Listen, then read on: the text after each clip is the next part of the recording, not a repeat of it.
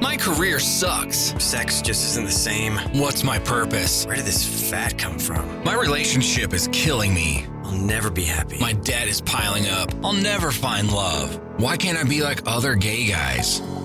Hey guys, it's time to get a grip, stop whining, make a bold move, and do something amazing with your 40-plus gay life. Let's get to the show with your Tell It Like It Is host, Rick Clemons, who does his best to never act like a dick or a diva unless you act like one first.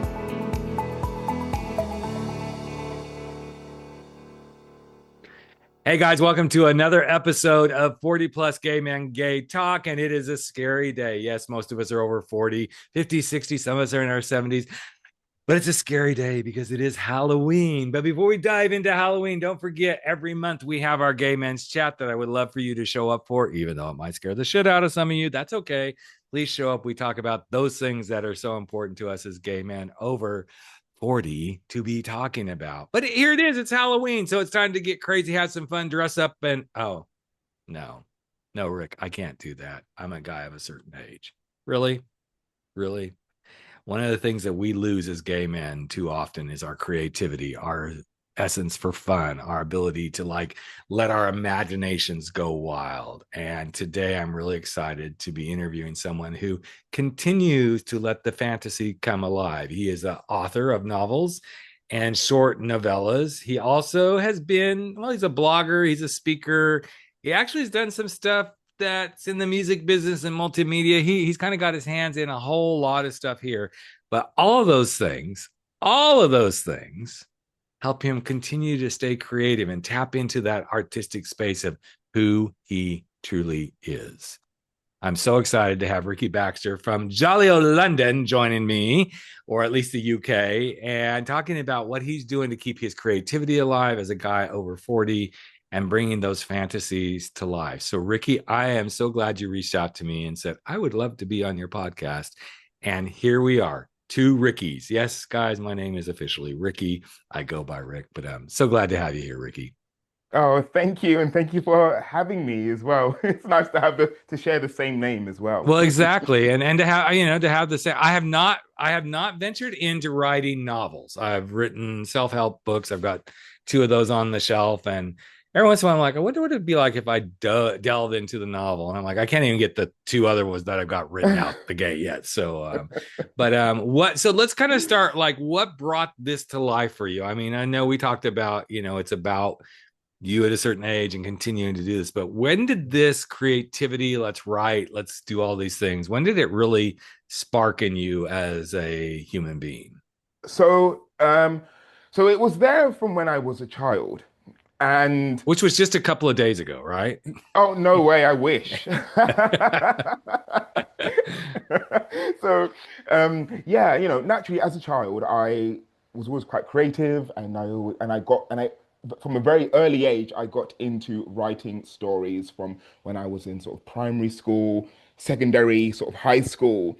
And I stuck with it. I was always that sort of person. So whether I could, this was even before self-publishing and even knowing how publishing worked, I would always write. And I stuck with that up until I want to say my early 20s, interestingly enough, which was when I came out. Well, that was just a couple of days ago to your early 20s. So. About a week ago. Yeah, a week ago. Let's get, I'm not really 62. It's actually 6 plus 2. I'm actually only 8 years old right now. Just kidding. But and I wish, the thing is, it was so interesting because when I did the whole coming out thing, and a lot of gay men sort of find, when they come out around their age, around that time, they get a lot of people who support them. And in my workplace, I was working in the arts. I was working in the National Gallery in London. Have you been there before? Oh, really? Yes, I have. I have been there before. Lovely gallery. I love it. So it's a perfect place to come out. Yes, exactly. It's just so gay. Let's just go there. So gay. And I remember before then I was, terrified. What will people think? And all those fears and stuff. And when I did come out in the National Gallery, of course, everyone was like, oh my God, because everyone's gay in the National Gallery and the museums and stuff. Right, exactly. It's just a given. It's just a given. Right? And then, so the first thing was people were like, right, Ricky, we're going to go out, we're going to get drunk, we're going to do all these things, we're going to have an amazing time, which was great. But what I slowly found was I was slowly moving away from my creativity because I was going into this world, which is fantastic, which I'm loving. But I think some of what I felt almost like an unspeakable sort of mentality was we're going to do a series of a few things, and Mm, that's right, and that is what we're going to do, right? We're going to make sure we're going to get on the sort of get into the hookup thing. right. We're going to do the buzz, we're going to do the drinks and everything, which is absolutely fine if that's what you want. And I embraced it so much. And then I got to this point where it was great to connect with myself, but at the same time, I felt that as I was getting older and trying to find also my partner and impressing guys, I would Mm, put aside the things that I really loved. So I wouldn't sort of promote the things that I enjoyed, such as mm. the writing, because I thought maybe that was a bit boring. Who wants to hear about that? Who wants to Well, hear it's that you're either some people are going to see it as a bit boring, or they're going to be like, oh, this one's too artistic for me. And, all of these things. I've had that Yes. stuff happen to me where they're like, oh, well, we don't really have anything in common. Aren't you into sports? And I'm like, no, I'm not into sports. I mean, I am and I'm not. I mean, I'm not like a big sports head, but Mm, there's this essence about if you're in the quote arts. yes. I don't know. Sometimes it can be almost demeaning, which it shouldn't be, quite honestly, but it is an interesting thing. And I found myself hiding that stuff too, Ricky. It was very interesting. So it's interest. It to me, it's such an interesting space to see somebody else kind of articulate it in the same way. Like Yeah. let's hide this. Let's kind of put it away, or let's just not talk about it. Right. Well, this is the thing because what I found was when I got to like meet many people, they also had amazing things that they just would not mention. Everyone has amazing things, what they Mm-hmm. just don't mention. But Mm-hmm. we are afraid of what the other person thinks of that. Mm-hmm. Yes. Um, right? And it was very fascinating, sort of exploring this sort of these rules that we would put on ourselves. And we sort of, and I found over time I was learning some of the lingo and the words what we use just to sound appealing, Right. until just even like common phrases we use and things that we do in order to be appealing to someone else. I mean, and I think what's so interesting about the gay community is what I love is the fact that you can go anywhere in the world, but have this at the same time have the same type of experience, whether it be Right. in Japan or Amsterdam or London. Yep. There's a certain type of way we sort of navigate things, and it's Right. quite similar. So yeah, I felt that wherever I went, it was the certain things, right? Where it's kind of like, okay, do you accommodate? Do you host? Mm-hmm. I love that. Do you accommodate? It is very interesting to think about. We were a couple of months ago. We were in Amsterdam. So the end of July, beginning of August, we were in Amsterdam for Amsterdam Pride. And what you just said is like it was such an interesting space to be in because there was this swell of we're all here for this reason, right? Right. Yet it was so accommodating and embracing, and it wasn't just the LGBTQ community. Mm, It was actually so. Given that we have similar names, I'm going to tell a little story. So we're standing at Pride. We had just gotten to one of the bridges on the canal, and we're like, oh, there's a spot. And it was a perfect spot. It was like right at the top of a bridge. We could see the boats coming through. And we're like, perfect, we're staying. Well, as it started to happen, I'm like, oh, and we're not getting out of here. If we're oh, here now, there is no like, if you leave, you're going to lose your spot, right? yeah. So standing there, and we had these jerseys made that said Pride, and then on the back it had our last names on them. And my husband picked a number for his, and I picked a number for mine. And suddenly, this young guy, of course, cute young guy, adorable young guy, says, "Hey, I have the same last name as you," and I was like, "Oh, really?" Now he spelled it Clemens, but it's Clemens, and mine is ONS. And we had Ah, this very lovely conversation. And then suddenly his sister showed up, and then his dad showed up, and then his mom showed up. And it ooh, was like, this is just what it's all about. This is about yes, embracing and accommodating and being part of it. yes, if I had to guess, honestly, Ricky, I would say that a majority, actually, then we were surrounded by a bunch of younger people who were Mm. just there for the enjoyment of the party. And they represented France, Oh. Switzerland, Belgium, Germany, and the Netherlands. So it was Mm. three couples that were guys and gals, right? Now I didn't go Ah. down like, so are you guys bisexual? Or I didn't, but we just had such a really amazing time with them. But it was that Mm. embracement. And I Yes. find that Yes. when we find those places of embracement, it helps us like, okay, then I can truly be even more of who I am. Yes. And it's part of what finally got me through my kind of writing block about, Mm. telling my story and everything. My book coach said, but Rick, are you really going to squelch your creativity? Mm. Yes. Are you Yes. truly going to squelch this because you're afraid of what somebody's going to think? Mm. Now, I'm going to tell a little story that's going to get back to you here.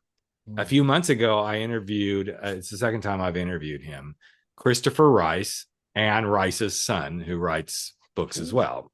Ah.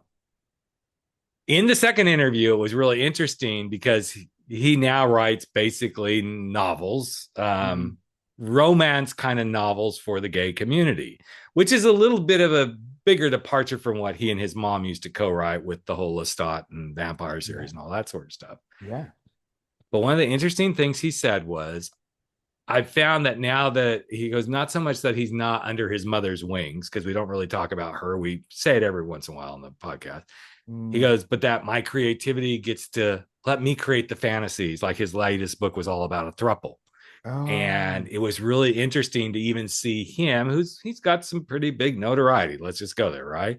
That Yeah. even he felt like there were moments that he might have been somewhat quote holding back, and now he kind Mm. of just produces these novels over and over. He's got a 5-part series. So I think it's Mm. really interesting to hear you say the same thing. Like, I think this is something within our own creativity that sometimes we squelch. So I have a question for you, Ricky, along that. Yeah. When you find yourself holding back, what does that do to what you produce? Oh my goodness. Okay, that's such a good question. When I do hold back, I've realized and I've noticed what I produce isn't really from me. It feels as though I'm doing something to make others happy. Mm-hmm. I if I would put it one way, my voice is smaller. It's not real. It's not Oh, big. yeah. It's not from the heart. And that's an interesting thing. When I used to write before coming out, it was very interesting when people around me sort of knew about my writing. I would only explore so much. I wouldn't go so far Mm. with the writing because I thought, what would they think? So I would pull myself back. I hold myself back. And a lot of the times I do think the thing is the trick is to just being vulnerable and brave, knowing that not everyone will like what you do. Mm. Um, will like the things that you are doing and like the concepts and the messages and stuff. So absolutely it does I would say it stifles things a little bit and quite a bit. Well, and it can become kind of a snowball effect, because Yeah. then it's almost like, at least for me, I'm only going to operate from my perspective. I love your idea on this too. Hmm. When I start holding back, then it's almost like, okay, let's open the door, because the imposter is sitting there going, okay, see, I told you this really isn't good. You really need to Yes. do it. Yeah. And then I start to kind of buy into it. And that's the reason that there's 2 books sitting here on my desk right now, not going anywhere. Kind of. I'm Mm. just being lazy. I don't feel like re-editing them to make them more appealing. But I have noticed that that's when the imposter kind of gets invited, like, okay, come here, pretty. Let's come out and really make you feel like shit, you For know? sure. And I'll give you a really good example of this as well. I remember um when I was a teen, I was heavily into sort of like this Christian book club and stuff. And they did some very good things. And I remember my friends at the time, again, they knew that I was writing. And my all of my worlds are fantastical, like, Mm-hmm. multiple gods, Greek gods, African gods, Asian Right. gods, everything. It's just wild, to be honest. And I remember I was telling some of my friends at this sort of Bible study thing about, at the time, about my stories. And one of my friends said, no, no, don't do that. Don't do that. And I said, why not? He goes, no, because the multiple God thing, Ricky, you should know better. And I tried to make a story based on sort of one sort of deity. Right. And it struggled, and I struggled so much. And again, it was that thing where, you worrying about what someone else thinks, and what somebody else might, yeah, what they may think about you. It stifles you. It's not you, right? Mhm. So definitely, it's interesting. The sort of communities that we go into at Right. times, even though they may wish us, they don't may not realize it, it can actually, if we're not careful, Hmm. stifle ourselves. So I think the solution is to just really go ahead and do what you need to do with your idea, and just don't be afraid, I Right. would say. Well, and I think don't be afraid. And yes, not everybody's going to embrace what we write. Let's just go there as a starting point, right? But that's okay. There's a lot of Mm, people when frankly, my dear, I'm gay came out. There were a lot of people who were like, oh, this is exactly what I need to hear, and it could use a rework. Again, I'm being lazy. I'm like, I'm not reworking this book. I just don't have the mm, energy right now. But yeah. what I found is for those that it resonated with, it really resonated with well. And Oh, those that it didn't, I was okay with it not resonating because there's a kind of a flippant attitude about something that's kind of a heavy subject. It's about coming out later in life and, going yeah. through a divorce and all that sort of stuff. It's heavy duty stuff, but I put a lighthearted spin on it by having my alter ego, if I Mm, was a drag queen, it would be my drag queen voice, show up mm, every so often through it.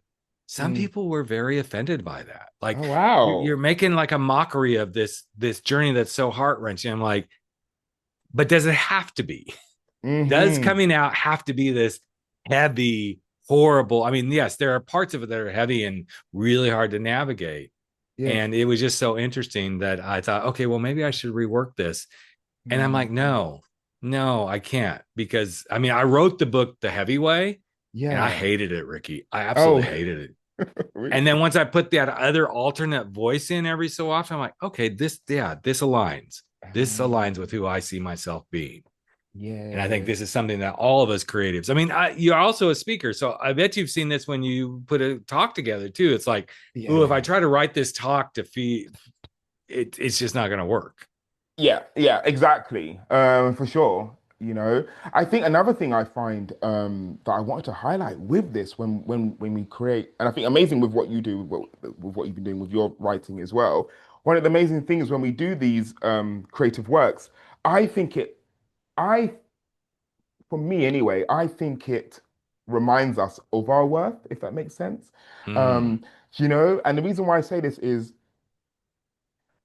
as we get older, as gay men, I think in the back of our minds, sometimes we feel as though our worth slowly diminishes as we get older. Again, I don't know who told us this, but certainly with myself and some of my friends, as we started to get older, through our 30s and 40s, we had this thing where we started to think, okay, maybe I'll just put up with just bad behavior from other men because yep. you're right, we're getting older.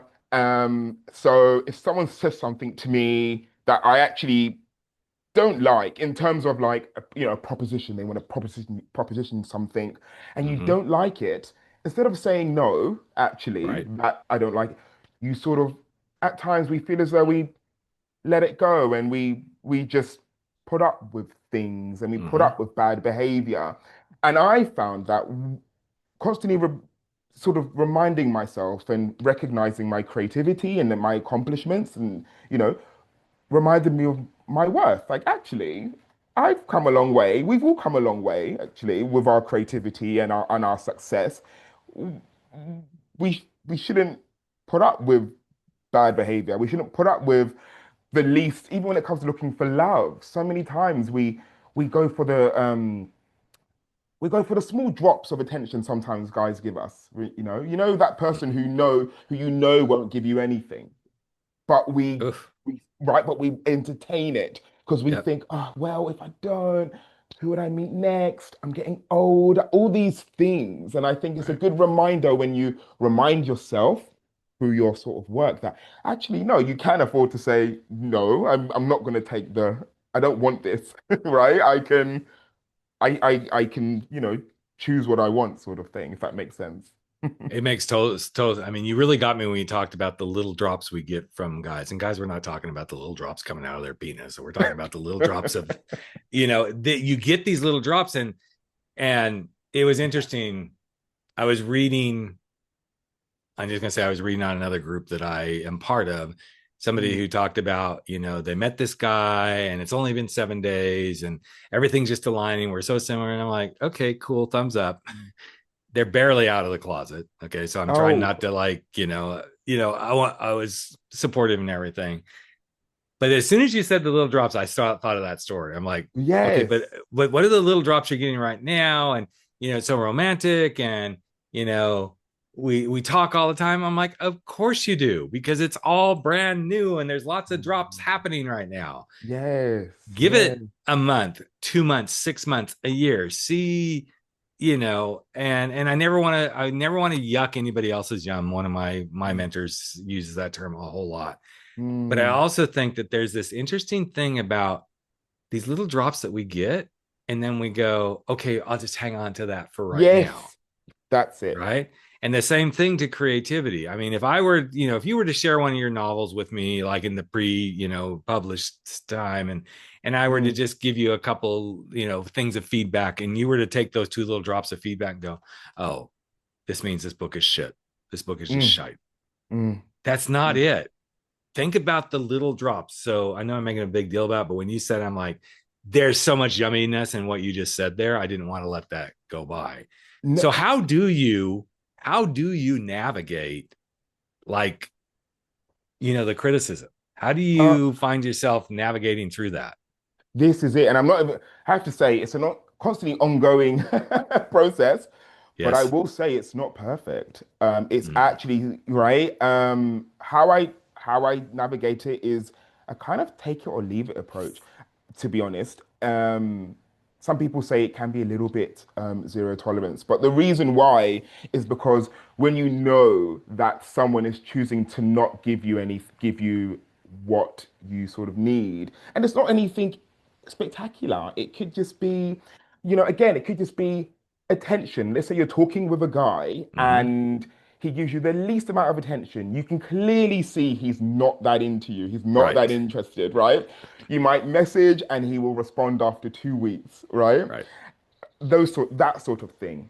Or you might ask, hey, what are you looking for? And then he might say, well, I don't know, let's just see how it, like, we all know what this means. So Yes. to answer your question, to how I navigate that is I get just real with myself and Mm. I say, actually, well, no, if someone actually wanted to know me more, they would make it clearer. So I actually put a stop to Yeah. it, Yeah. right? And again, reminding myself as well, I'm not this person who's worthless, who's come from, who doesn't have Hmm. anything in my life. Actually, look, if it's not going anywhere, Right. let's just stop it there, if that makes sense. So it's actually being a little bit strong, even if you may not Hmm. like it. It's being that person to make the decision to say, right, this is what I'm going to do. I'm going to stop this, or I'm going to make a decision, if that makes sense. It makes complete sense. In fact, you know, I guess a question I have for you as a follow on to that is, what do you think life would be like for you as a writer, performer, all these different things? Mm, You seem to be navigating through it, and we always will. I mean, criticism is tough, no matter what. It doesn't matter whether it's dating, whether it's in our art, whatever.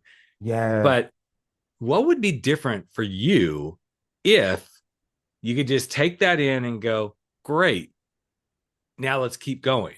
What would, Oh, yes. it's a big step. It's a huge step, don't you think? Oh my God, yes. And it's accepting that, I think Mm-hmm. partly when it comes to when people give you criticism, that's one of the things as well I think is important though. Um, when someone gives you criticism, especially when it's just from the heart, they tell you Yeah. that they like it or not, you know, we don't have any power over that person's opinion. So we just have to accept him. And that's Hmm. absolutely fine, to be Right. perfectly honest. It's actually accepting, yeah, that's Yeah. what that individual thinks. Hmm. With one of my books I wrote, I think about 3 or 4 years ago, it was named The Seventh Blessing. It took me 3 years to write. I wrote it while I was in Japan. I was living in Japan in a few like many years ago, and I Hmm. felt inspired to write it, and I thought it was the best thing. And even now, I think it's the best thing. And I remember when I published it, it got one of the worst reviews, and it was quite scathing, and it really hurt.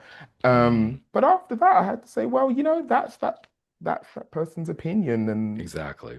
you Yeah. can't do anything about that as much Yeah. as And I I would think like I to. think this is the thing about as gay men. Okay, I'm gonna really like hone in on this piece.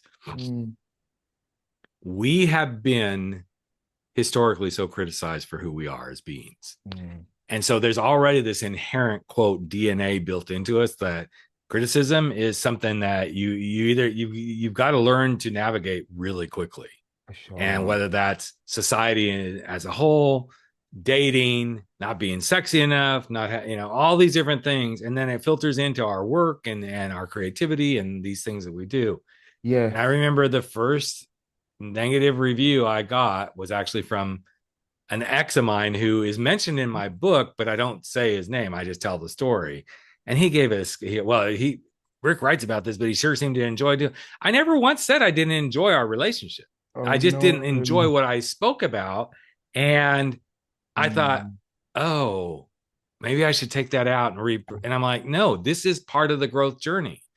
Because what I was talking about was how we tend to, as soon as we come out, we go for Mr. Wonderful, Mr. Right, the Prince hmm Charming. He's waiting. He's waiting there. And then when we start to get the rejections or we jump into something that isn't hmm a good fit, which was what I was talking about in that part of the book, hmm this wasn't a good fit. It was not, it was so far from not the right fit for who I was at the time, but I was too blinded by my own need to be accepted and to not be Mm, criticized anymore. Right. And I think this is one of the things that squelches our creativity as humans, but especially as gay men. I hear so many gay men say, I'm not creative at all. I'm like, you are. You just don't realize creativity doesn't have to be write a novel or have a podcast or do an art piece. yeah. Creativity could be how you, I don't know, how you do the work you do in your job. Yes, And absolutely. It's so true. And what you mentioned about that as well was very that took me back because it made me think that about especially when we are younger or going through our teens, when we don't come out or when we at that point when we haven't come out, we we're kind of like people pleasers. A lot of us yes, come from a place of being right. We come from a place of minimizing ourselves to let everyone else have their opinions, but because we're so ashamed, we sort of keep ourselves silent and quiet. And I think that does something to us. So I think even after we come out, there's that piece of us that doesn't want to be criticized because we've yes. been so used to, right, navigating everyone else's feelings, Mhm. to be honest, and being accepted. So I think that's one of the things as well where we shy away from doing things that Mhm. results in criticism, really. Absolutely. And it's being brave to, It is to about being so, brave. So, speaking of being brave, your latest book is called what? oh, Blue Luna and the Apex Grail. Okay. So tell us about the genre of your writing. Is it always fantasy predominantly? It is, yes. It has sort of real world parallels, I would say, Hmm. but it's pure escapist material. That Kind of sort like of on Halloween Day, it's pure escapist material, guys. Like escape and have some fun here, you know? Absolutely, yes. So Blue Luna is a high fantasy, which means, the whole world setting is different from our own. And it's about a boy who's chosen by the goddess Diana to protect the world. And he goes on a journey and he meets other gods and goddesses along his journey to become brave. Mm, Essentially, which is what I love. So it's that's the main sort of like setting of this story, Blue Luna and the Apex Grail, and I absolutely love it. I wrote it when I was young, and I wrote it especially through my coming out process as well. It was Wow. there, so it was one of those things to that sort of mirrored a little bit of my world, I would say, but in a You fantasy know, it's way. interesting. You've said this several times, and I think this is a key point to make as we get ready to wrap up here. You've talked about what you wrote when you were younger, and then now it's come back into this world. And I think sometimes as humans, but I'm going to go to gay men especially, we put Mm, these things on the shelf, which isn't that's not a bad thing. That's not a bad mm, thing. Like, oh, I did this thing. I mean, like I said, I've got two books here, and I have actually quote. I don't want to use the word resigned. I've accepted and become comfortable with that. Those books are sitting there right now because they're not ready. They're not. mm, It's not my time to go spend time. Having just turned 62 a couple of months ago, I'm eligible to retire. I'm not going to because I may be that age, but I'm not done. I'm not done. mm. But I almost hold these books in like almost like a higher esteem of they're waiting for me when I decide to like, okay, now I'm done. Now let's go play with books. And, Ah, because I'm yes. giving it that space. I'm also being lazy, let's be honest. Uh, but I think this is the beauty because sometimes when you bring something back in, like what you've said about Blue Luna, it's the right time. I remember Elizabeth Gilbert, I read in her book, Big Magic, not the big, Eat, Pray, Love. Big Oh. Magic's one of my favorite books of hers. She Mm, talks about, and she does kind of a little bit different than what I just described. She talks about having this book inside her and always mm. thinking about writing, and it's a novel and all this sort of stuff. And she just kept thinking about it, thinking about it, thinking about it. And then she goes to a book fair and suddenly she picks up this book by this other author and she starts reading the back cover and she's like, this is my book. This is Oh. so weird. Yet, Elizabeth had never verbalized the concept of this book to anybody. And so she talks about the beauty of putting things back, but don't wait too long because the universe has an interesting way of saying, okay, if you're not going to do something with this, I'm going to let somebody else go do something with it. But on Yeah, the flip side, there's also putting something back until you're ready to give it the proper attention. And I think absolutely. the beauty of you've shared so many interesting ways of like how you bring your creativity up and put it into your world and then let it show up when it is. I want to invite all the guys listening to realize every one of you is creative, number one. Absolutely.